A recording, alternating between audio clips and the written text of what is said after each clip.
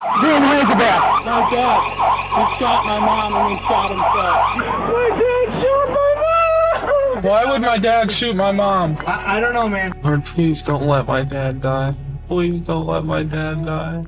A quiet suburban living room in Wellington, Ohio, became the setting for an unthinkable act of betrayal when a 16-year-old boy calmly walked up to his parents and asked them to close their eyes because he had a surprise for them. Trusting their son completely, they did exactly what he asked.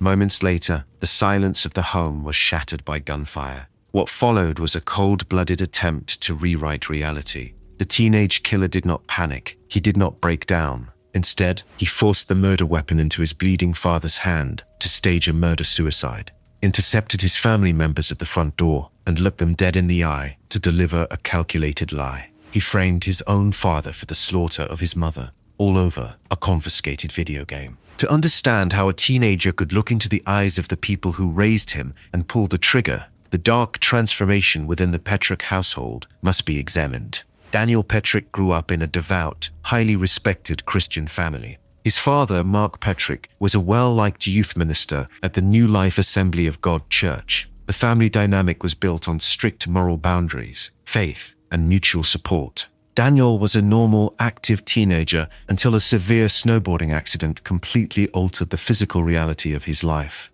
During his recovery, Daniel contracted a severe staph infection that required intensive medical attention and left him entirely housebound for months. Isolated from his peers, physically weakened, and unable to leave his room, Daniel found an escape in online gaming, specifically the newly released title, Halo 3. What began as a simple distraction rapidly mutated into a massive, all-consuming obsession. Daniel spent up to 15 hours a day, immersed in the violent, digital landscape of the game. The virtual world became his primary reality, and his personality walked alongside it. He grew highly aggressive, irritable, and completely detached from his family. His grades evaporated. Mark and Susan Petric watched the game consume their son's mind, and they took absolute action to break his addiction. They banned the game from the house, informing Daniel that its intense violence had no place in their home. Mark confiscated the game disc and locked it inside a secure lockbox located in the master bedroom closet. Crucially, the lockbox did not just hold the video game. It also contained Mark's loaded 9mm Taurus handgun. For Daniel, the confiscation of the game was a direct act of war. His dependency on the digital world was so absolute that his parents were no longer his protectors. They were enemies, standing between him and his obsession. A burning resentment festered inside the teenager. He plotted a methodical way to reclaim his game, waiting for the exact moment to strike. On the night of October 20th, 2007, Daniel slipped into his parents' bedroom while they were distracted and stole his father's keys. He unlocked the specific lockbox, retrieved the copy of Halo 3, and picked up the heavy, loaded 9mm handgun. Daniel walked down the hallway and entered the living room where his parents were relaxing on the couch. He stood before them, concealing the weapon, and used a soft, playful tone to command their attention. He told them he had a surprise for them and instructed them to close their eyes. Expecting a normal teenage gesture, Mark and Susan smiled and closed their eyes. Daniel raised the firearm, aimed directly at his father's head, and pulled the trigger. The bullet struck Mark, causing him to instantly collapse onto the couch. Daniel then turned the barrel toward his mother and unleashed a barrage of gunfire. Susan Petric was shot multiple times. The catastrophic trauma ended her life right there on the living room floor. Mark lay bleeding profusely, but he was not dead. Paralyzed and unable to speak, Mark experienced the ultimate psychological horror. He felt his son walk over, lift his limp hand, and force his fingers around the grip of the 9mm Taurus handgun. Daniel deliberately staged the scene to look like a horrific murder-suicide carried out by a youth minister. With the weapon planted and his mother dead, Daniel grabbed his copy of Halo 3 and prepared to leave. The plan encountered an immediate complication. His sister, Heidi, and her husband, Andrew Archer, arrived at the home to watch the American League Championship Series baseball game. Daniel met them right at the entrance. His demeanor was completely calm and deadpan. He physically blocked them from entering the living room and delivered his rehearsed lie. "Don't go in there," he told them. "Dad shot Mom." Heidi pushed past her brother and walked into the living room, where she discovered the blood-soaked scene. She realized her mother was gone and her father was clinging to life. Daniel did not stick around to play the grieving son. He ran out the door, jumped into the family's van, and sped away into the night. The police were notified immediately, and an urgent alert was issued for the stolen van. Officers intercepted Daniel in the neighboring city of Illyria, blocking his path and forcing him out of the vehicle. Sitting right next to him on the front passenger seat was the Halo 3 game disc. When the officers placed him in handcuffs, Daniel repeated the exact same cold deception he had used on his sister. He told the arresting officers that his parents had been fighting and his father had shot his mother. He tried to sell the illusion that he was just a terrified boy fleeing a domestic massacre. The performance completely collapsed. Forensic technicians analyzed the scene, and the blood spatter pattern proved the weapon had been placed in Mark's hand after he was already incapacitated. The final, definitive blow to Daniel's fabricated defense came from Mark himself. After weeks in a medical coma and undergoing extensive reconstructive surgeries, Mark woke up and told the authorities exactly what his son had done. The legal proceedings in Lorain County exposed a deeply disturbing psychological motive. During the trial, the defense explicitly relied on the mechanics of the video game to explain Daniel's actions. Defense attorneys argued that Daniel's brain had been entirely warped by his severe gaming addiction and the intense isolation from his staph infection. They presented the chilling theory that Daniel genuinely believed his parents would simply respawn and come back to life, exactly like the digital characters in Halo 3. He did not grasp the permanent finality of a gunshot wound. The prosecution dismantled this defense by highlighting the overwhelming premeditation. Daniel stole the keys, unlocked the box, used a specific ruse to get his parents to close their eyes, staged the murder weapon in his father's hand, lied to his sister, and fled the jurisdiction. These were the actions of a highly conscious, calculating killer, not a boy lost in a digital fantasy. The most emotional moment of the entire trial occurred when Mark Petric stood before the judge. He did not demand vengeance for the violent slaughter of his wife or the permanent physical trauma he endured. He looked directly at his teenage son and offered absolute public forgiveness, pleading with the court to show mercy. Lorain County Common Pleas Judge James Burge delivered the final verdict.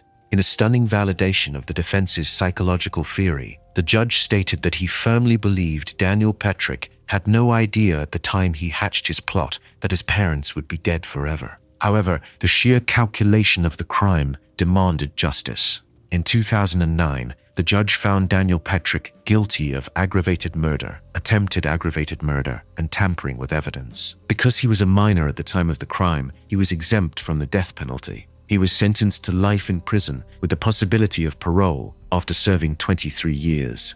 Daniel Petric is currently serving his life sentence at the Trumbull Correctional Institution in Leavittsburg, Ohio. His case stands as a terrifying testament to the destructive power of obsession, a reality where a 16-year-old boy chose a plastic disc over the lives of his family, executing his mother and permanently shattering his father in a living room that will never be the same. On the early morning of April 25, 2011, a terrified 14-year-old boy stood outside his burning home in Nottingham, England. He clutched his younger brother and the family dog, tears streaming down his face as violent flames engulfed the property. When emergency responders arrived, he delivered a harrowing, frantic story of survival. A masked burglar had broken into their house, attacked his mother in her bedroom, set the place on fire, and fled into the night. It was the perfect picture of an innocent, traumatized teenager who had just survived an unthinkable home invasion. The tears were real, but the story was a complete fabrication. There was no burglar. The boy standing in the street was the architect of the nightmare, and the burning house was the final act of a project designed to fulfill a singular, chilling obsession, committing the perfect murder. Daniel Bartlam was a seemingly ordinary teenager living in the quiet suburb of Red Hill with his mother, Jacqueline, and his younger brother. Following his parents' divorce, the dynamic in the household shifted. Jacqueline was a dedicated mother who worked hard to provide for her boys, enforcing normal boundaries and discipline. Daniel deeply resented those rules. He hated being told to clean his room. He despised limits on his computer time, and he constantly rebelled against the daily structure his mother tried to maintain. The friction in the house grew from standard teenage rebellion into something much darker. Daniel had a passion for digital video production. even documenting his enthusiasm online. He posted a video of himself on YouTube, celebrate getting a new computer, telling his viewers that it had finally happened, that he now had an iMac, and that he could finally make bigger and better videos. But behind the screen, the videos he wanted to make were becoming increasingly sinister. Daniel withdrew into a deeply isolated world of violent media, using his computer and YouTube to fixate on the horror film franchise Saw and clips from popular television serials. He became entirely desensitized to extreme violence and psychological torture. His ultimate obsession became a highly publicized violent storyline from the British soap opera Coronation Street, where a character named John Stape brutally bludgeoned a woman with a hammer and staged a fire to conceal the crime. Daniel did not just watch this storyline, he studied it as an instructional blueprint. He began writing stories on his computer, viewing himself as a mastermind director capable of manipulating real-world events. Sitting in his bedroom, he authored a detailed script outlining the exact method he would use to execute his own mother using their real names. The digital blueprint became a physical reality on a quiet Easter Monday. Jacqueline Bartlam was asleep in her bed, completely unaware of the danger living in the next room. Daniel retrieved a claw hammer, walked into her bedroom, and stood over her. He raised the heavy tool and struck his mother 7 times. The blunt force trauma ended her life right there in the bed.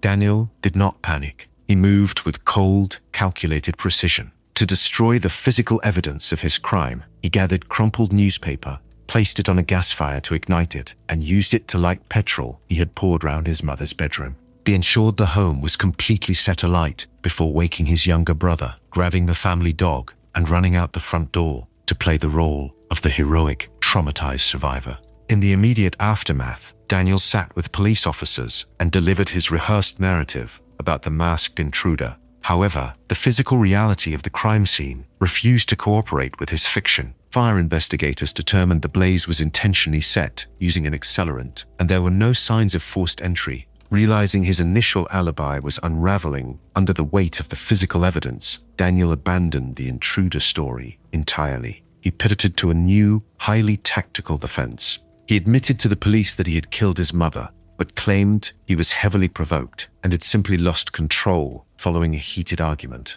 He wanted the authorities to view the execution as a sudden manslaughter charge rather than premeditated murder. Daniel carried this new deception directly into the courtroom, launching a continuous campaign to save his own skin by destroying his dead mother's reputation. He lied consistently throughout the legal process, making repeated attempts to besmirch Jacqueline's character from the witness stand to justify his claim of extreme provocation. The lies were so aggressive and damaging that his grandparents had to issue an emotional public statement to the media, defending their deceased daughter as a wonderful, loving, and caring woman who did nothing to deserve her son's malice. The defense attempted to frame Daniel as a volatile boy who simply snapped in a moment of rage, but the prosecution completely obliterated the provocation argument when they introduced the digital evidence recovered from his computer. Forensics experts had extracted the deleted script Daniel wrote days before the hammer attack. The document detailed a boy named Daniel sneaking into a room and killing a character named Jacqueline with a hammer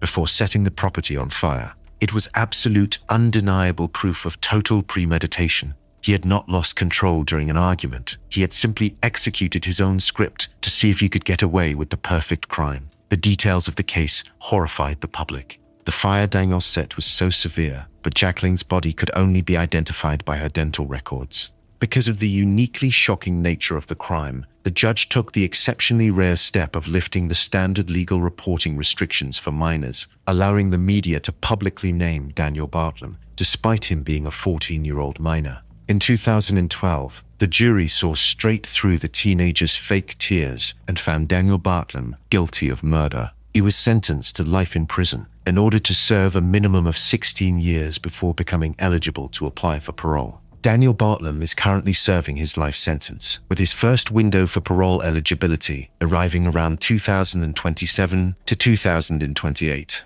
He traded his family and his youth to turn a grotesque television plot into real-world blood, leaving a legacy of absolute destruction and a scarred community that will never forget his name. A frantic 911 call shattered the quiet morning in Westmoreland County, Pennsylvania. A 14-year-old boy hyperventilated and screamed into the receiver. He told the emergency dispatcher his father had just shot his mother and little brother, abandoned the murder weapon on his bed, and walked out the front door to go to work. The terror in his voice was absolute, but the tears echoing through the phone line were a calculated, weaponized illusion. The boy crying on the phone was the architect of the slaughter.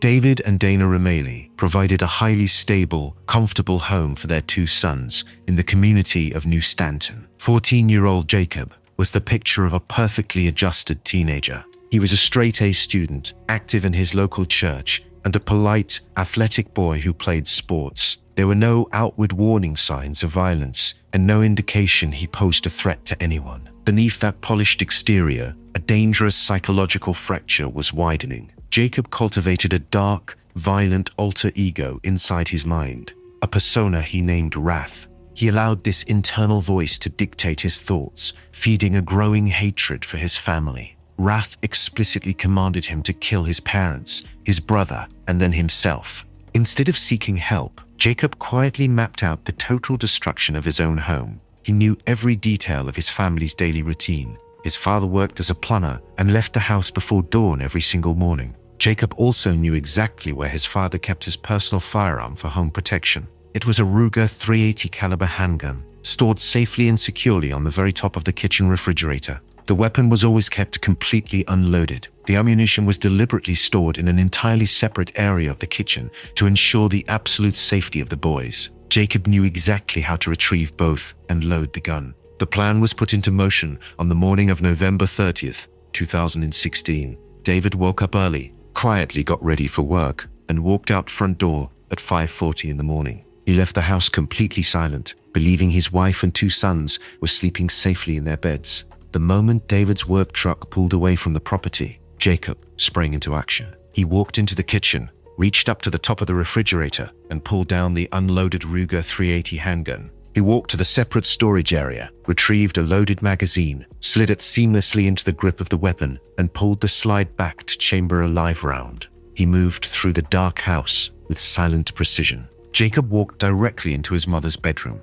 46-year-old Dana Remeli was fast asleep, entirely defenseless. Jacob stood over her bed, raised the heavy handgun, and pressed the barrel close to her forehead. Without a single ounce of hesitation, he pulled the trigger, ending his mother's life instantly. Jacob did not panic. He turned around, walked out of his mother's room, and headed straight down the hallway to the bedroom of his 8-year-old brother, Caleb. He stood over his sleeping little brother, leveled the firearm directly at Caleb's head, and fired a single, fatal shot into his forehead. He ignored the final command from his alter ego to kill himself. He had successfully wiped out his mother and his brother in a matter of minutes, executing them in the one place they were supposed to be safe. With the bodies of his family bleeding out on their mattresses, Jacob shifted his focus to the cover-up. He walked back to his own bedroom and dropped the murder weapon onto his unmade bed, deliberately staging the physical evidence to support the narrative he was about to unleash. He then waited in the silent house for over an hour.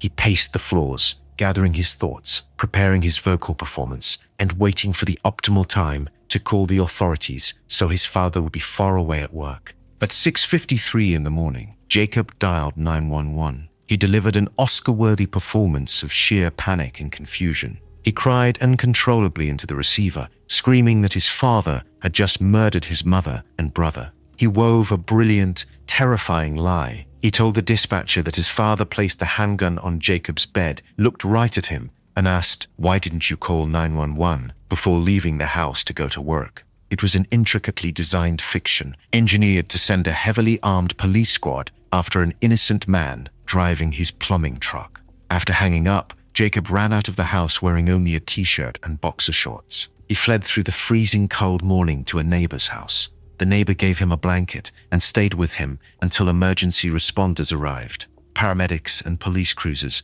swarmed the suburban property. Jacob played the role of the shattered, traumatized orphan flawlessly. He pointed the responding officers toward his house, begging them to help his mother and brother, fully knowing they were already dead by his own hand. Police immediately secured the perimeter and launched a frantic hunt for David Remeli. operating under the assumption that they were tracking a highly dangerous family annihilator. Investigators quickly intercepted David at his workplace. They did not find a heavily armed killer. They found a deeply confused, horrified father who had a rock-solid alibi and absolutely no idea what had happened inside his home. The manhunt ended instantly. Later that same morning, Jacob sat in an interrogation room at the police station. Detectives confronted him with the fact that his father's alibi was verified. Jacob realized his brilliant deception had failed. The hysterical victim routine evaporated. His fake tears stopped entirely, and his demeanor shifted to a cold, deadpan flatline.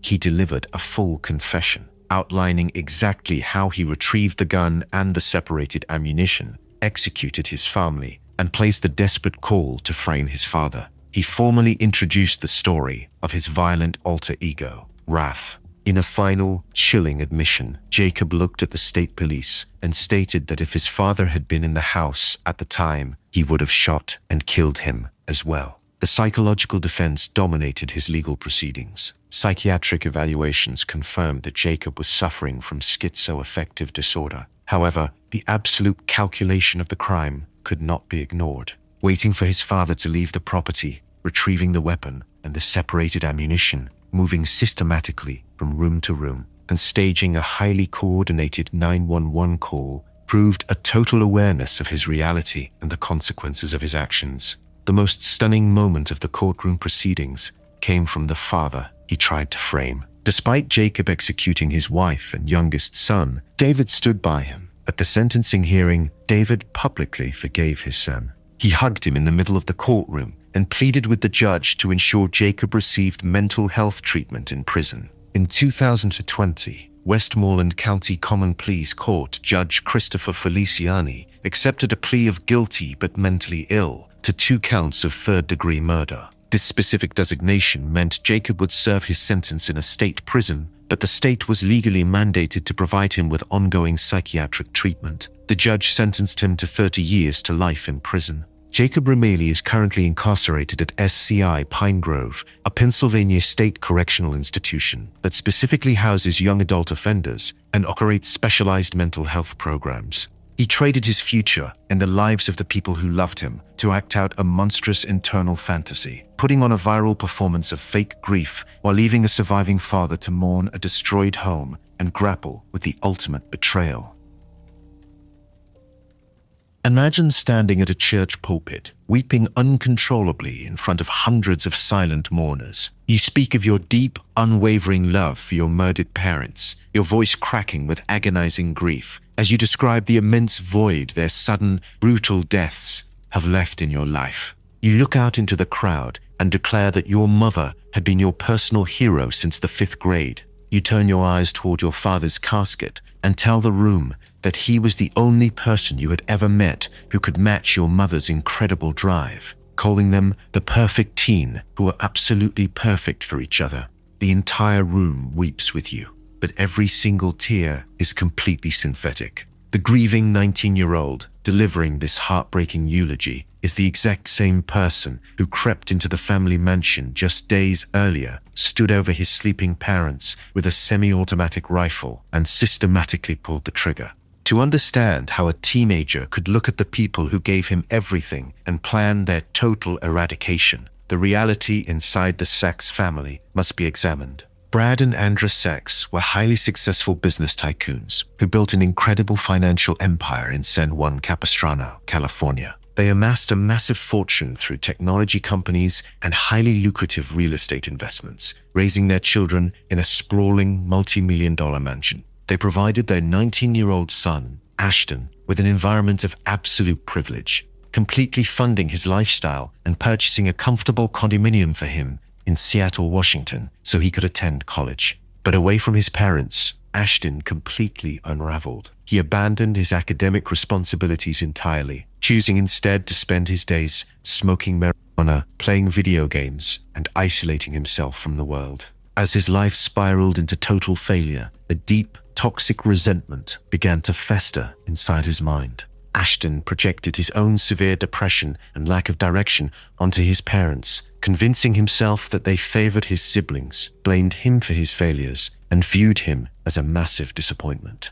He decided to eradicate his family, to permanently remove the source of his perceived inadequacies. Ashton firmly believed his parents' fortune was designated for charity, confident there was zero money left for him to inherit. His fixation on family annihilation was purely psychological, and he engaged in a highly specific, disturbing academic dry run. While attending college, Ashton wrote an extensive term paper focusing explicitly on the notorious 1989 Menendez brothers case, examining the wealthy siblings who used long guns to assassinate their parents in their own home. Ashton took immense pride in this project, even calling his parents to brag to them about earning an A grade on that exact paper. His family was completely unaware that he was treating the historical crime as an educational blueprint. The physical preparations followed immediately. Ashton purchased a .22 caliber semi-automatic rifle and a box of hollow-point ammunition. He admitted to his aunt, Leslie Summers, that he bought the firearm, claiming it was strictly for protection. When his aunt warned his mother about the weapon, Sachs responded with an ominous statement, noting that the news was not good. But no one realized just how dark the teenager's intentions truly were. On the night of February 8, 2014, Ashton packed his white Prius with the rifle, a beanie to conceal his blonde hair, and latex gloves. He began an 18-hour drive straight down the Pacific coast from Washington State to Southern California, fueling himself with energy drinks. He arrived at the multi-million-dollar mansion in San Juan Capistrano in the early morning hours of February 9th. Ashton bypassed the security systems he knew perfectly and slipped quietly inside. The house was completely dark and silent. Ashton did not walk straight upstairs and open fire. He paced around the silent mansion for 10 to 15 minutes, completely frozen in debate. He stood in the shadows, deciding whether to carry out the massacre, turn around and go home, or use the rifle to end his own life right there in the living room. The dark ruse won. Ashton walked upstairs, stepped into the master bedroom, and stood over his sleeping parents. He raised the rifle and unleashed a relentless barrage of gunfire. The sheer overkill was staggering. Ashton shot his sleeping father 10 times and shot his mother 12 times. The catastrophic trauma ended their lives instantly. Ashton then walked down the hallway to the bedroom of his 8-year-old brother, Landon. He leveled the rifle and fired into his bed, shattering the boy's spinal cord and leaving him permanently paralyzed from the chest down. He turned the weapon toward his 17-year-old sister, Alexis, firing a shot that narrowly missed her. With his parents dead and his brother crippled, Ashton immediately executed his escape plan. He did not endure another 18-hour drive back to Washington. Instead, he drove his white Prius straight to John Wayne Airport, abandoned the vehicle in the parking lot, and boarded a commercial flight back to Seattle just hours after the shooting. To keep his car and the murder weapon away from the immediate crime scene, he hired a commercial vehicle transport company to haul his Prius back up to Washington State for him. He shipped the primary piece of physical evidence directly back to his own property, with the rifle still hidden inside the trunk. When the devastating news officially reached him, Ashton returned to California to play the role of the grieving son, delivering his sickeningly manipulative funeral performance to deflect all suspicion. But detectives immediately began tearing apart his timeline. They pulled the flight manifests from John Wayne Airport and recovered the digital receipts from the commercial transport company Ashton used to ship his vehicle. They secured a search warrant for his Seattle property, recovered the .22 caliber rifle from the trunk of the Prius, and brought the teenager in for questioning. The interrogation completely broke the fiction. Detectives sat across from Ashton and asked him if his claim of being in Washington State during the murders was his "who wants to be a millionaire" final answer. When Ashton confidently said yes, the detectives sprung their trap. They looked him in the eye and asked him what he would say if they were to see him on video at John Wayne Airport on the exact morning of the massacre. Confronted with the undeniable digital reality of his movements, Ashton's fake tears stopped instantly. His demeanor flattened into a chilling mask of absolute apathy. He dropped the lie and calmly confessed to the entire slaughter. When investigators pressed him on a financial motive, asking if he thought he would inherit a massive fortune, Ashton actively denied it, stating that he believed his parents' money was going to charity and that there was no money at all. The raw video footage of his interrogation remains deeply disturbing. His voice never fluctuates, his facial expression never changes, and the absolute void of human emotion proves exactly how easily he could fake his tears at the funeral. During the final legal proceedings, Ashton Sachs continued his bizarre, calculated behavior. He fired his attorneys and chose to act as his own counsel during the sentencing phase. He sat at the defense table, wearing a white yarmulke, a skull cap traditionally worn for the Jewish Day of Atonement, yet he stood before the court and asked for absolutely no forgiveness from his surviving family and showed zero mercy. In 2017, Judge Greg Prickett threw the book at the teenager. The judge explicitly highlighted the horrific bullet count on the record, noting the 10 shots fired into Brad Sachs and the 12 shots fired into Andra Sachs, alongside the permanent devastation inflicted on his surviving brother. Because of the weapon enhancements and special circumstances, Ashton Sachs was sentenced to 4 consecutive life terms, plus an additional 100 years in prison, legally ensuring he will never be eligible for parole. He is currently serving out his massive sentence, permanently trapped inside a cell, his legacy defined by the absolute horror of a son who planned the perfect execution, faked his tears at the altar, and traded his entire family for an emotionless void. Imagine standing in front of television cameras, tears streaming down your face, begging an entire community to help find your missing childhood best friend. You organize search parties. They walk shoulder to shoulder with her devastated father. You play the role of a terrified, devoted friend, desperate for answers. Now, imagine sitting in the passenger seat of a car, just weeks later, completely unaware of a hidden camera, laughing and bragging about exactly how long it took to strangle that exact same best friend to death. To understand the absolute betrayal of this crime, the deep connection between the killer and the victim must be established. Sarah Stern was a bright, trusting 19-year-old girl living in Neptune City, New Jersey. She was a talented, aspiring artist and a beloved daughter. Her mother passed away years earlier, leaving Sarah to navigate her teenage years with a deep sense of loss. In late 2016, Sarah gained access to a secret inheritance left behind by her late mother.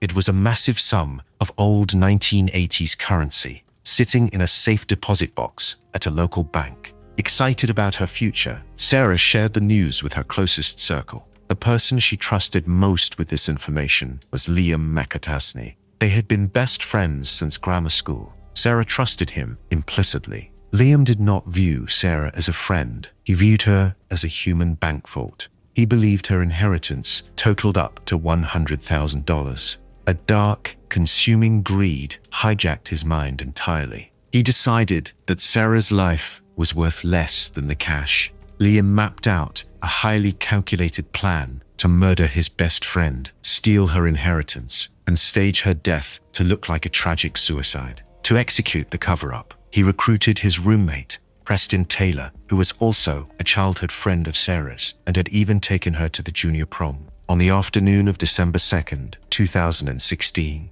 Liam put his monstrous plan into motion. He accompanied Sarah to the bank. He stood right beside her as she retrieved the vintage currency from her safe deposit box. They brought the money back to her house. Sarah sat down and began happily counting the bills. She turned her back to her lifelong friend. Liam ambushed her. He attacked from behind, pulling her away from the front door and wrapped his bare hands around her neck. The physical reality of the attack was completely brutal. Sarah fought desperately for her life. Liam pulled out his cell phone and started a timer. He squeezed the life out of her, watching the digital stopwatch tick away. Liam did not stop. To prevent her from making a mess on the floor, he took a shirt and shoved it deep down her throat. He maintained his grip for exactly 30 minutes. He even watched Sarah's pet dog react as he slowly murdered its owner. After ensuring she was completely dead, Liam dragged her body into a downstairs bathroom and hid it in the bushes in the backyard. He secured cash, only to realize his massive payday was a complete failure. He only found about $8,000. He and Preston Taylor later took the stolen money and buried it in 2 separate safes, one in Wall and the other in Sandy Hook. Under the cover of darkness, Liam contacted Preston. The 2 young men loaded Sarah's dead body into the passenger seat of her own Oldsmobile. They drove the vehicle through the night to the Route 35 bridge in Belmar, New Jersey. They planned to simply throw her over the railing and walk away, but the reality on the bridge was a frantic, chaotic nightmare. Liam completely underestimated his own strength. He grabbed Sarah's body and tried to lift her over the high railing, but he failed. Suddenly, headlights appeared in the distance. Panicking as a car approached, Liam frantically flung the dead body upside down back into the passenger seat. He and Preston hid in the dark, holding their breath, while 3 separate vehicles passed by. Finally, they dragged the body back out, lifted their childhood friend over the concrete barrier, and threw her into the freezing dark waters of the Shark River below. They deliberately left her car parked on the bridge with the keys still in the ignition, completely staging the scene to look like a desperate young woman who had tragically taken her own life. The discovery of the abandoned car triggered an immediate police investigation. Hours after the Oldsmobile was found, officers knocked on Liam's door. Police body camera footage captured Liam laying the absolute groundwork for his fake narrative. He looked directly at the officers and claimed Sarah had a tendency towards self-destructive, suicidal behavior. He told them she wanted to run away to Canada because her father was taking her money. He framed her disappearance as a tragic runaway story. As dive teams and citizen volunteers combed the river, Liam McCattisney became the public face of the grieving friend. He attended vigils. He organized search parties. He stood directly in front of the local news cameras, his eyes red, delivering a flawless performance of devastation. The public and the media completely believed the illusion. The brilliant deception possessed a fatal flaw. Months before the murder, Liam had casually pitched his entire plan to another friend, a young filmmaker named Anthony Curry. Liam framed the plot as a creative idea for a movie script, detailing exactly how he would strangle a girl, steal her money, and throw her body off a bridge. When Sarah vanished and her car was found abandoned on the exact bridge Liam had described, Anthony realized the script was a genuine confession. Anthony went straight to the police. Detectives moved quickly, setting a highly sophisticated trap. They wired Anthony's car with hidden audio and video recording equipment and instructed him to meet up with Liam. On January 31st, 2017, Liam climbed into the passenger seat of Anthony's wired car. Believing he was entirely safe, his fake tears completely evaporated. The grieving friend vanished, replaced by an absolute monster. The hidden camera captured Liam dropping the act entirely. He leaned back in the seat, laughed, and began bragging about the murder in sickening detail. He recounted the physical act of the murder with deadpan amusement. He explicitly detailed how he timed a strangulation on his phone, bragging that it took her half an hour to die. He laughed at the police, completely confident he had pulled off the perfect crime. He then complained bitterly about the stolen money, whining that the $8,000 payout is not even worth the effort. The hidden camera footage obliterated Liam's entire life. Police arrested him and Preston Taylor immediately. Preston completely broke under interrogation, accepted a plea deal, and agreed to testify against his roommate in court. The trial of Liam McCattisney was defined by the staggering contrast between his public tears and his private reality. The prosecution played a secret recording for the jury. The courtroom watched the 19-year-old laugh about strangling a young woman for half an hour. The defense attempted a desperate, bizarre strategy. Because Sarah's body was never found, the defense attorney argued that Liam made up the entire story on tape as an elaborate audition. He claimed Liam was just trying to impress Anthony, a budding horror filmmaker, hoping to look like a tough guy for a movie project. The jury completely rejected the excuse. The circumstantial evidence, Preston's detailed testimony, and the raw horror of the hidden tape provided undeniable proof of his guilt. In 2019, the jury found Liam McCattisney guilty of first-degree murder, robbery, and desecration of human remains. Liam McCattisney was sentenced to life in prison without the possibility of parole.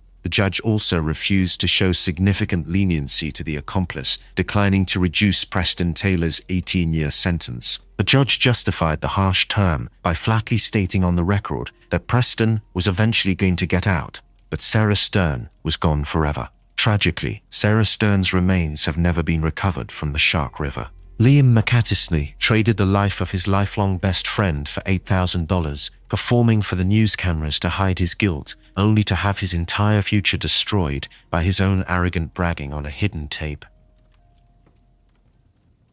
A frantic 911 call flooded a dispatch center in Abilene, Texas, with the sounds of sheer, unadulterated terror. A 13-year-old boy hyperventilated and screamed into the phone that his 4-year-old sister was bleeding to death. The emergency operator urgently guided the panicked boy through the steps of CPR, telling him exactly how to press down on the little girl's chest to keep her alive. Through the phone line, the dispatcher heard the boy counting out the chest compressions, sobbing uncontrollably and begging his sister to hold on. He confessed to the stabbing, but faked a terrifying psychotic break, telling the dispatcher that a sudden hallucination had taken over his mind and that he believed his little sister was a demon. It was a harrowing audio recording of a mentally broken child desperately fighting to undo a tragedy. But every single gasp, sob, and counted compression was a perfectly executed, sadistic lie. To comprehend the absolute darkness required for a 13-year-old to orchestrate such a performance, the deeply disturbed reality of the Bennett family bloodline must be examined. Charity Lee was a hard-working, dedicated mother raising her 2 children in a quiet Texas neighborhood. Her son, Paris Bennett, was an anomaly. He possessed a staggering, certified genius-level IQ of 141. He was highly articulate, intensely observant, and analytically brilliant. But beneath his polished intellect was a complete and total absence of human empathy, a dark trait that echoed a sinister family history. Charity's own mother, Kyla Claire Bennett, had previously been charged with conspiring to murder Charity's father. Although she was acquitted in a court of law, Kyla later openly bragged on camera about manipulating the jury during that trial. Deception and violence were woven into the family fabric. Disturbing early warning signs presented themselves in Paris. Family home videos captured the boy aggressively shaking his sister's head when he was just 10 years old. He experienced homicidal ideations since he was a young child, harboring a quiet, growing desire to kill. The ultimate trigger for his rage was his mother's personal failures. Charity Lee suffered from substance abuse issues and had recently relapsed into a severe cocaine addiction. Paris viewed this relapse as an unforgivable betrayal. Instead of acting out in normal teenage rebellion, Paris used his genius-level intellect to calculate the absolute most devastating way to punish his mother. He realized that simply murdering Charity would only cause her a brief moment of pain. He wanted her to suffer every single day for the rest of her life. He deduced a terrifying mathematical equation of grief. If he murdered his 4-year-old sister, Ella would be dead, and he would be locked away in a prison facility. His mother would instantly lose both of her children. In a single night, she would be left entirely alone, forced to mourn the horrific execution of her little girl, while simultaneously knowing that her own son was the butcher. It was a flawless blueprint for permanent devastation. The execution of this nightmare took place on the night of February 4th, 2007. Charity left the house to work her evening shift at a local restaurant, leaving Paris and Ella under the supervision of a babysitter. Paris waited patiently for the exact right moment to take control of the environment. Shortly before midnight, he approached the babysitter and calmly convinced her that she could leave early. He assured her that he was perfectly capable of watching his sleeping sister until their mother returned home. Trusting the highly intelligent teenager, the babysitter agreed and walked out the front door. The moment Paris was completely alone in the house, he initiated his plan. He walked into the kitchen and selected a heavy, razor-sharp knife. He moved quietly down the hallway and entered the dark bedroom where 4-year-old Ella was fast asleep. Paris stood over his sister, raised the blade, and unleashed a completely silent, brutal attack. He stabbed the girl 17 times. He did not stop there. He beat her and used his hands to choke her, ensuring she had absolutely no chance of survival. With his sister dead on the mattress, Paris did not panic. He completely compartmentalized the slaughter he had just committed. He picked up the telephone, dialed a friend, and engaged in a casual 6-minute conversation. He chatted normally, showing absolutely zero signs of adrenaline or distress, allowing the reality of his crime to settle into the silent house. Only after he finished his casual phone call did Paris dial 911 and activate his secondary objective. The moment the dispatcher answered the line, Paris flipped a psychological switch. He screamed into the receiver, feeding the operator his fabricated story about the demonic hallucination. He put on a viral masterclass of deception, weeping loudly and faking extreme panic. When the operator instructed him to begin CPR, Paris simulated the entire process. He verbally counted out the compressions, crying and begging Ella to wake up, utilizing his high intellect to perfectly mimic the acoustic markers of a desperate rescue attempt. The responding officers found Paris covered in blood, playing the role of the shattered, hallucinating brother. Paramedics rushed into the bedroom, but the trauma inflicted on the 4-year-old was absolute. Ella was pronounced dead. The demonic hallucination defense evaporated the moment Paris sat down with psychological evaluators. Realizing that his physical cover-up and fake insanity plea were no longer necessary, Paris dropped the weeping, psychotic facade entirely. Sitting in custody, his demeanor flattened into a cold, deadpan void. He admitted that the demon story was a complete fabrication. He told the evaluators that he was fully lucid, entirely aware of his actions, and planned the murder strictly as revenge against his mother for her cocaine relapse. He laid out his entire motive with terrifying clarity, explaining exactly how he analyzed his mother's psychology and determined that murdering his sister was the ultimate mechanism to break her spirit. The legal proceedings in Texas were bound by strict age constraints. Because Paris was only 13 years old at the time of the crime, Texas law legally prohibited him from being tried as an adult, where the minimum age threshold is 14. In 2007, Paris Bennett was convicted of capital murder within the juvenile justice system. The judge sentenced the highly calculating teenager to 40 years in prison, representing the absolute maximum allowable sentence for a juvenile in the state of Texas. At age 19, Paris was transferred out of the juvenile system and moved into an adult prison facility. His profound lack of empathy remains entirely intact. During a 2019 televised interview conducted from behind reinforced glass, Paris exhibited his psychopathic traits directly to the cameras. He looked at the interviewer and cold-bloodedly stated that every single person walking around has it in him or her to commit murder. He will be eligible for his first parole hearing very soon, in February 2027. Despite understanding the pure sociopathic calculation behind the murder of her daughter, Charity Lee continues to visit her son in prison. She remains forever trapped inside the exact psychological nightmare her 13-year-old son engineered for her, mourning a tortured daughter while sitting across from the genius-level killer who destroyed their family. Imagine looking through the lens of a police dashboard camera and seeing a 14-year-old boy in the back seat of a patrol cruiser, completely shattered by grief. He rocks back and forth, sobbing uncontrollably, and buries his face in his hands. He screams out to the officers standing outside the window, begging for answers. He wails, he hyperventilates, gasps for air, and then explicitly asks the camera, "What the hell is wrong with me? I shot my own parents for no reason." It is a harrowing portrait of a traumatized child trapped in an absolute nightmare. But every single tear, every gasp for air, and every desperate question is a heavily calculated defense mechanism. To understand the chilling nature of this performance, the reality of the Crane family dynamic must be examined. Thomas and Kelly Crane built a comfortable life in the affluent community of Naples, Florida. They lived in the beautiful home in the quiet, gated neighborhood of Golden Gate Estates. They provided their 14-year-old son, Alex, with every advantage a teenager could possibly want. Classmates and neighbors described him as a normal, quiet freshman at Palmetto Ridge High School who loved playing video games and hanging out with his friends.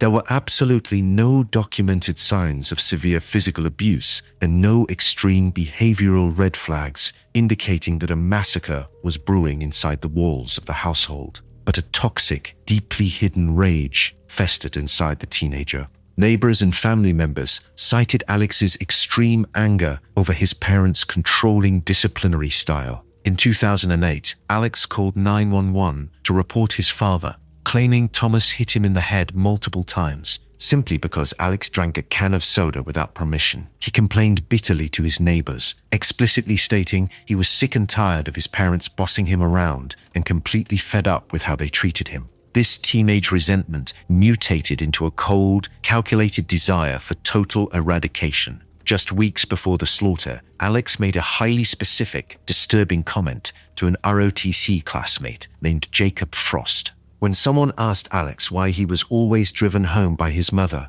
the 14-year-old delivered a deadpan, terrifying answer. He stated he rode with her so he could gain her trust, and then he could kill her. It was a literal statement of premeditated intent, completely ignored by everyone around him as a dark joke. On the morning of December 9th, 2010, the 14-year-old bypassed his bedroom and retrieved the lever-action 30-30 rifle. He chambered a round and walked directly into the master bathroom, where Thomas and Kelly Crane were starting their day. Without a single word of warning, he raised the heavy firearm and opened fire. He shot his mother and his father at close range. Both victims were struck once in the upper torso. The devastating trauma ended their lives instantly. Alex did not panic during the execution. He carried out the slaughter with the cold calculation of an assassin. The moment his parents lay dead on the floor, Alex initiated his survival strategy. He dropped the lever-action rifle on the ground, walked away from the blood-soaked bathroom, and dialed 911. He launched into a state of absolute, unbridled hysterics. He hyperventilated into the receiver, feeding the operator a narrative of utter confusion. When the emergency dispatcher desperately tried to calm him down and asked him why he did it, Alex immediately played the role of a confused, terrified passenger trapped inside his own body. He cried that he did not know why he did it, pretending his mind had completely blacked out and he had zero control over his own physical actions. When Collier County Sheriff's deputies swarmed the suburban property, they secured the perimeter, found the two bodies on the bathroom floor, and placed the 14-year-old in the back of a patrol cruiser. This is where Alex delivered his deeply disturbing, viral performance. The dashboard camera captured the teenager putting on an agonizing display of thick trauma, violently pulling at his own hair and sobbing about shooting his parents for no reason. He deliberately acted as though a mysterious, uncontrollable force had hijacked his brain. It manipulated the reality of the crime to paint himself as an innocent boy who needed medical help rather than a pair of handcuffs. The performance evaporated the moment he was removed from the public eye. Detectives brought Alex into an interrogation room at the police station for formal questioning. After being read his Miranda rights, the crying teenager instantly hardened. He calmly asked if he needed a lawyer, completely shutting down the interview. He sat in total silence. The terrified, blacked-out victim was gone, replaced by a hyper-aware killer actively monitoring the forensic investigation of his own crime. The legal proceedings exposed a stunning dynamic. Despite Alex executing Thomas and Kelly with a high-powered rifle, the extended surviving family packed the courtroom's first 3 rows in absolute, unwavering support of the killer. His defense attorney stated on the record that if the boy were to be released, the family would immediately want him to come home, explicitly claiming the family members were the true victims. Faced with undeniable forensic evidence, the defense team executed a brilliant legal maneuver. They completely bypassed the fake insanity defense Alex had tried to build in the police cruiser. Instead, they focused entirely on his young age, his immaturity, and undocumented mental issues to argue for culpable negligence. This strategy was specifically designed to avoid Florida's strict 1020 life law, which would have dictated a mandatory sentence of 25 years to life in prison had he been fully prosecuted for murder with a firearm. The strategy worked. Alex abandoned the blackout routine and pleaded no contest to 2 counts of manslaughter. The judge sentenced the teenager to exactly 20 years and 2 months in prison. Alex Crane traded the lives of the parents who raised him for 2 decades behind bars, leaving behind a chilling dashboard camera video that proves exactly how fast a cold-blooded executioner can put on the mask of a crying child. Imagine sitting in a sterile room with a police chaplain, receiving the devastating news that your entire family has been wiped out. A 19-year-old boy folds over in his chair, gasping for air between violent, hysterical sobs.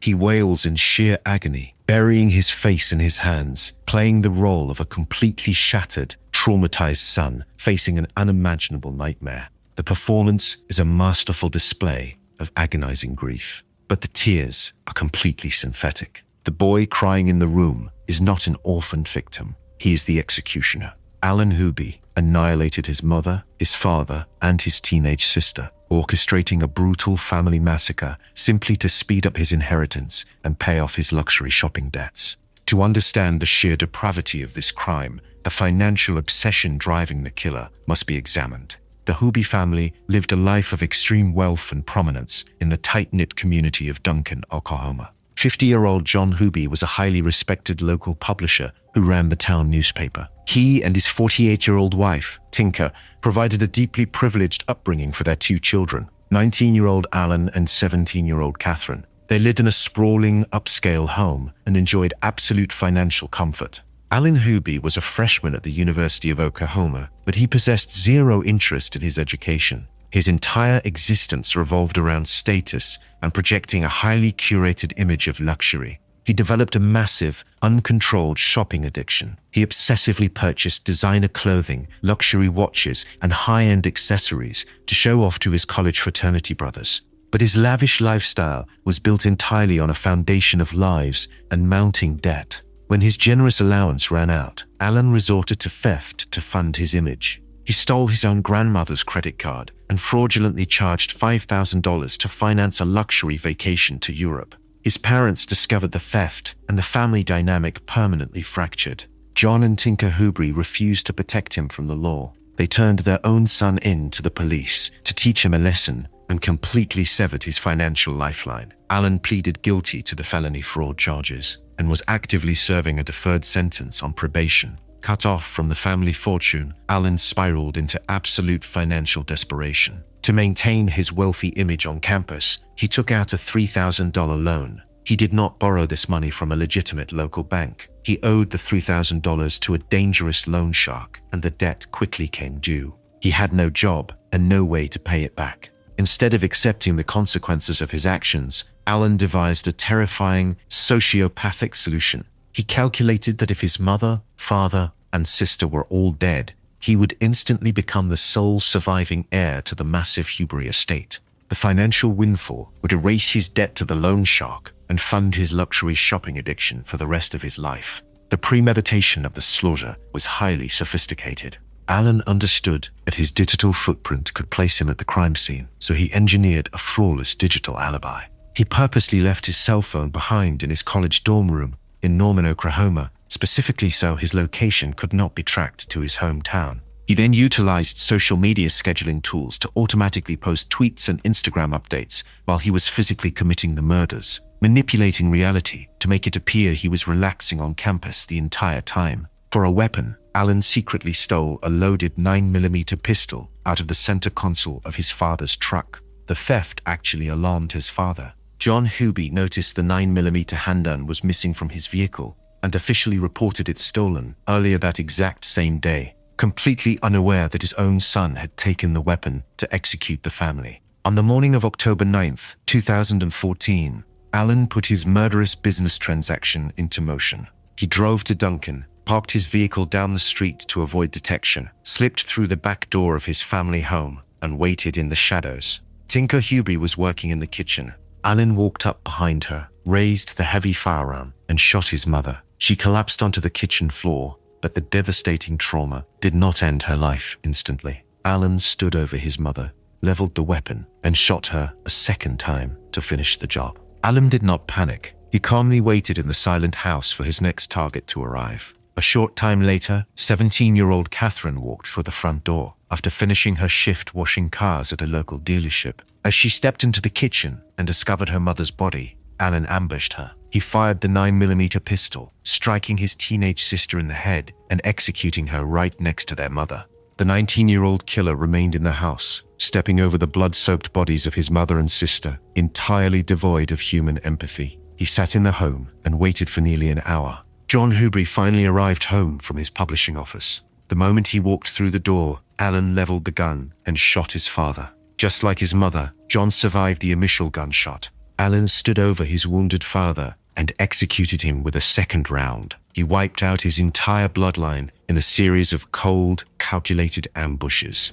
With his family dead on the floor, Alan initiated his physical cover-up. He knew the house was equipped with a high-end video surveillance system. He located the primary security digital video recorder, ripped the box out of the wall, and took the murder weapon. He drove to a nearby lake in a neighboring town and hurled the gun and the recording device deep into the murky water to completely erase the physical evidence. The actions that followed the massacre remain some of the most chilling in modern true crime history. Alan did not go into hiding. He packed a bag, drove his luxury vehicle down to Dallas, Texas, and checked into the incredibly expensive Ritz-Carlton Hotel. He spent the entire weekend drinking expensive champagne, buying new designer clothing, and partying with his college friends at a massive football game. He celebrated his new status as a wealthy, independent heir, while the bodies of the parents who raised him decomposed on their kitchen floor. Alan even kept a stack of stolen checks hidden inside his Jeep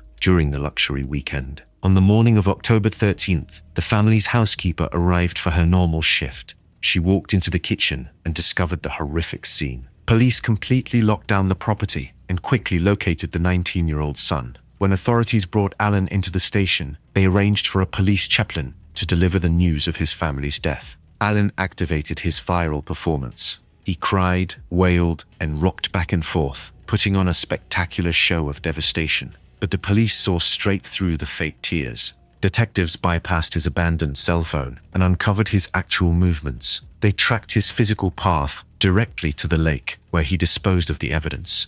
Police dive teams entered the water and successfully recovered the stolen 9mm pistol and the security recording system. Just before midnight, Alan sat in an interrogation room across from two veteran police captains. Confronted with the undeniable physical evidence recovered from the bottom of the lake, the wailing and dramatic sobbing instantly evaporated. The traumatized victim routine vanished, leaving only a cold, apathetic killer. Alan dropped the act entirely and delivered a full, deadpan confession, detailing exactly how he executed his family, shot his parents twice, and staged his social media accounts, all to pay off a loan shark and secure his inheritance. During the legal proceedings, Alan attempted one final performance. At his preliminary hearing, he wept openly as the housekeeper took the stand and described finding the blood-soaked bodies in the kitchen. He wanted the court to see a broken, remorseful boy, but the mask slipped permanently just moments later. When the district attorney officially filed the legal paperwork signaling the state's intent to seek the death penalty, Alan's tears stopped instantly. He sat completely stony-faced, showing absolutely zero emotion the second his own life was threatened. The prospect of facing the execution chamber broke his resolve. Alan abandoned the possibility of the trial, strictly to take the death penalty off the table. In March 2016, the 20-year-old pleaded guilty to 3 counts of first-degree murder. The judge sentenced him to 3 consecutive life sentences without the possibility of parole. He is currently serving his massive sentence in the custody of the Oklahoma Department of Corrections. He traded the lives of his mother, father, and sister for a permanent concrete cell, leaving behind an interrogation tape that proves exactly how easily a greedy son can fake his tears.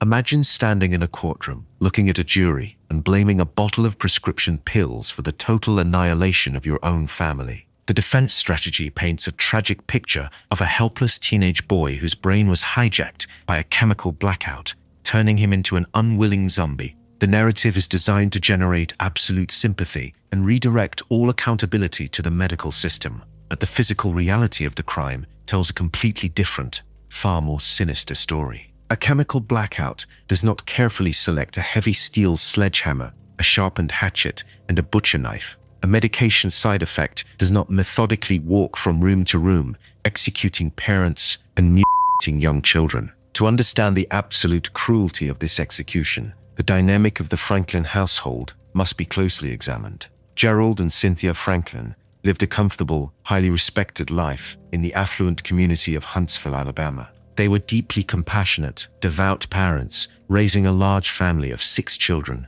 They provided their son Jeffrey with a highly stable environment, integrating him into a life of suburban privilege. But behind closed doors, Jeffrey harbored a deep, entirely unwarranted darkness. As Jeffrey entered his teenage years, his behavior grew increasingly erratic and aggressive. He exhibited violent outbursts, severe mood swings, and a chilling detachment from his parents and siblings. Gerald and Cynthia did not give up on him. They did exactly what loving parents are supposed to do. They sought professional medical help, taking Jeffrey to psychiatrists and counselors, desperately trying to stabilize his mind and give him a normal life. Medical professionals diagnosed the teenager with severe behavioral issues and prescribed him a heavy cocktail of medications, including Prozac and Ritalin, to help manage his volatile emotions. His parents diligently monitored his treatment, believing the medication would save their son. But the medication was not the root of the problem.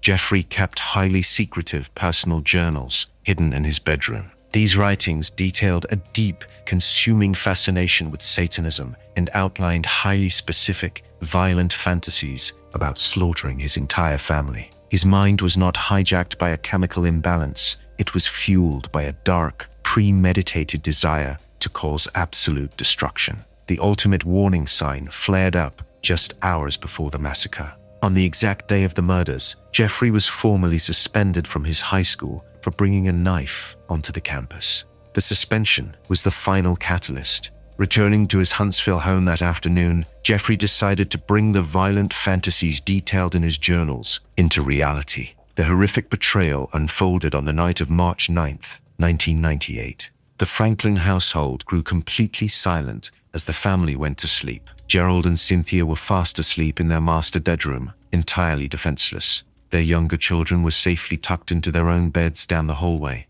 Jeffrey stayed awake. He walked out of his room and deliberately bypassed any modern firearms. He went straight for the heavy tools. He armed himself with a massive sledgehammer, a hatchet, and a butcher knife, securing 3 separate instruments of absolute destruction. Swinging these weapons requires immense physical stamina, coordination, and highly conscious effort, proving exactly how determined the 17-year-old was to eradicate his bloodline. Jeffrey walked down the dark hallway and stepped directly into his parents' bedroom. He stood over the bed where Gerald and Cynthia were sleeping. He raised the heavy sledgehammer and unleashed a completely brutal, silent attack. He brought the steel down onto his parents. The catastrophic blunt force trauma ended their lives right there on the mattress. Gerald and Cynthia died at the hands of the boy they had spent years trying to save. The slaughter did not end in the master bedroom. Jeffrey turned his attention to the children. He walked out of the room, still gripping his blood-soaked weapons,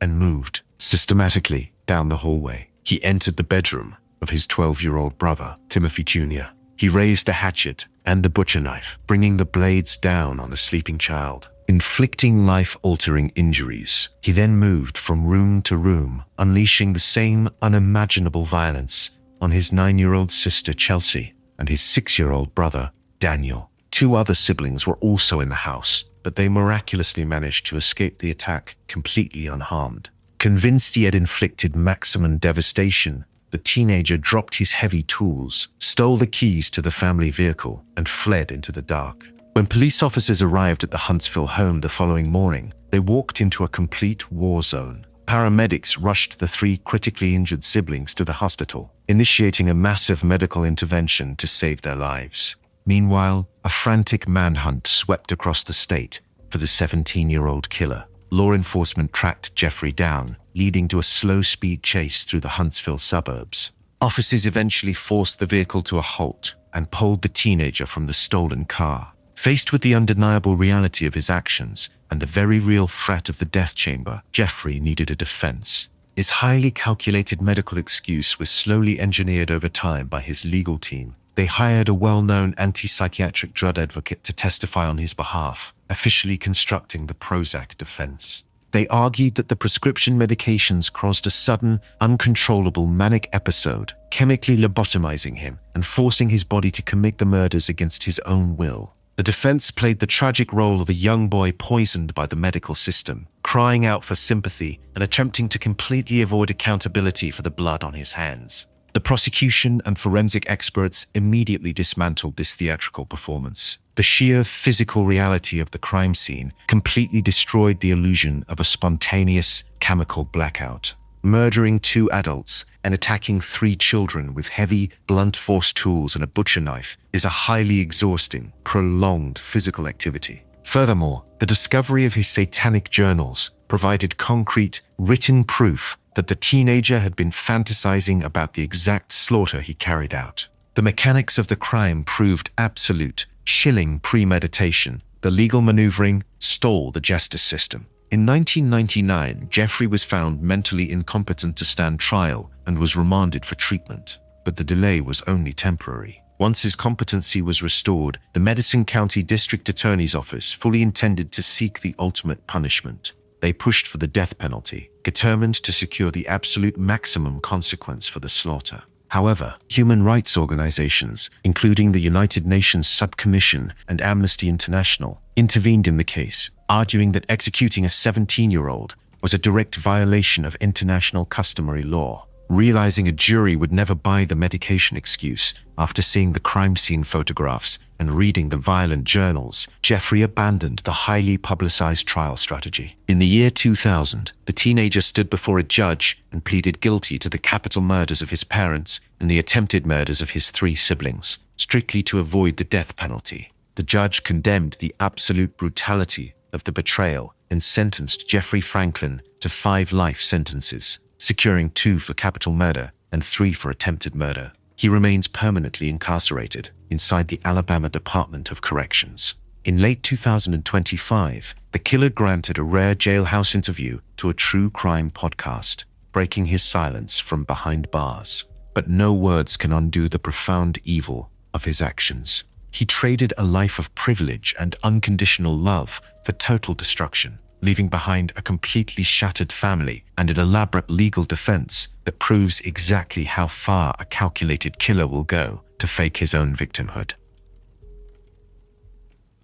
Imagine returning home from a fun weekend trip with your closest friends, walking through your front door and making the absolute most traumatizing discovery a teenager could ever face. You stumble outside, you dial 911. You scream so loudly, your vocal cords tear. You sob violently into the phone, hyperventilating, begging the emergency operator for help, completely shattered because your entire family has been wiped out. The 911 tape of 15-year-old Nicholas Browning is a masterpiece of acoustic horror. It sounds like the genuine, agonizing destruction of a young boy's soul, but the panic is entirely fabricated. Nicholas did not discover a bloody crime scene. He created it. He executed his mother, his father, and his 2 little brothers, partied for an entire day, and then perfectly engineered a legendary performance of fake devastation to close out his massacre. To understand the absolute cold-blooded nature of this betrayal, the dynamic of the Browning family must be examined. John Browning was a highly successful attorney and a prominent partner at a prestigious law firm in Maryland. He and his wife, Tamara, provided a deeply privileged, wealthy lifestyle for their 3 sons in the upscale, affluent suburb of Cockeysville. John was an active Boy Scout leader, deeply involved in the community, and dedicated to raising his children with discipline and high expectations. 15-year-old Nicholas was an honor student, a Boy Scout, and an avid golfer. He lived a life of total comfort and opportunity. He did not fit the physical profile of a vulnerable, fragile child. At the time of the murders, the 15-year-old was incredibly physically imposing, standing 6'2" and weighing 200 pounds, with a highly elevated IQ of 125. Beneath the surface of suburban perfection, a massive, lethal friction existed inside the home. The prosecution and the defense presented wildly different realities behind the walls of the Browning household. Nicholas despised the boundaries set by his parents, viewing his family not as a support system, but as a suffocating prison keeping him from living the lifestyle he truly desired. He harbored a dark entitlement, fully expecting to receive a massive inheritance and lucrative life insurance payouts if his parents were suddenly removed from the equation. Nicholas bypassed normal rebellion and deduced the ultimate path to total freedom. He decided to completely eradicate his entire bloodline. On the night of February 2nd, 2008, Nicholas set his highly calculated plan into motion. He spent the Saturday evening hanging out at a friend's house nearby. He needed a seamless way to enter his own home without triggering any security systems or waking his sleeping parents. Using his brother's absolute trust against him, Nicholas specifically asked his 14-year-old brother, Gregory, to leave the basement door unlocked for him so he could sneak back into the house later that night. Shortly after midnight, he told his friends he was going to take a walk. He left the house and walked through the freezing winter darkness directly back to his own property. The home was completely silent. Nicholas utilized the unlocked basement door to slip inside the house. He immediately put on a pair of gloves, located his father's 9mm handgun, and grabbed a spare magazine before heading up the stairs to the ground floor. His 45-year-old father, John, was sleeping downstairs on the ground floor couch. Nicholas approached his father, raised the heavy pistol, and shot him directly in the back of the head, right there on the sofa. He did not stop his rampage. He carried the weapon upstairs to the second floor to finish the execution. He walked into the master bedroom, turned the weapon on his 44-year-old mother, Tamara, and executed her in her sleep. He then stepped into the bedroom of the exact brother who had unlocked the door for him. He stood over 14-year-old Gregory and shot him dead. Finally, he walked into the bedroom of his 11-year-old brother, Benjamin. He leveled the barrel one last time and fired the final shot. He annihilated his entire family, deliberately targeting each of their heads. When police later asked him why he chose to shoot his family members specifically in the head, the teenager coldly responded that he figured it would be quicker. After securing the total destruction of his household, Nicholas initiated a frantic, physical cover-up. He deliberately staged the scene to fake a violent burglary. He opened his mother's jewelry cabinet and scattered its contents all across the floor. He walked through the house, disconnected the Xbox and Wii video game consoles, and placed them on the pool table to make it look like an interrupted robbery. He grabbed the 9mm handgun, walked out the front door, and threw the murder weapon deep into the tall bushes near his home to hide the evidence. He then walked straight back to his friend's house and went to sleep. The next morning, the 15-year-old woke up and acted completely normal. He spent the entire day playing video games, shopping at the local mall, and riding around town with his friends. He laughed and joked, showing absolutely zero signs of adrenaline, guilt, or trauma. He enjoyed his first full day as a wealthy, independent orphan, while the bodies of the parents who raised him and the brothers who looked up to him lay bleeding out in their beds just a few streets away. To solidify his perfect alibi, Nicholas repeatedly called his parents' home phone throughout the day. He left multiple voicemails expressing his love for his family, executing a calculated effort to build a digital trail of innocence while knowing they were already dead. As the sun went down on Saturday evening, Nicholas decided it was time to activate the final phase of his plan. At approximately 5 o'clock, he accepted a ride home from his friend's father. He walked through the front door of his silent house, knowing exactly what was waiting inside. Moments later, he ran back outside, screaming in absolute hysterics. He dialed 911, initiating his legendary, viral performance.